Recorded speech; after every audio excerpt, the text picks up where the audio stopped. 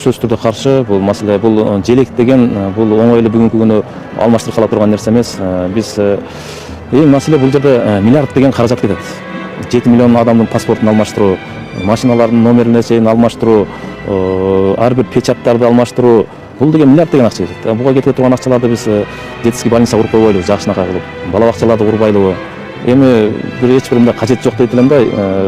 Желегибиздеги күндүн нурунун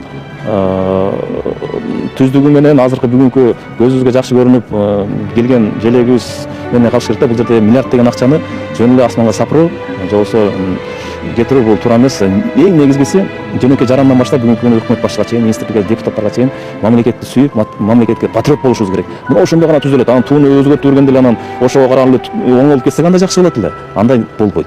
Бүгүнкү күнү мына бюджетти аны айтасың, эл маселесин айтасың, акча жок деп келет да. Эми желегибизди алмаштырганга ушундай чоң каражатты кетиргенди мен каршы элем да.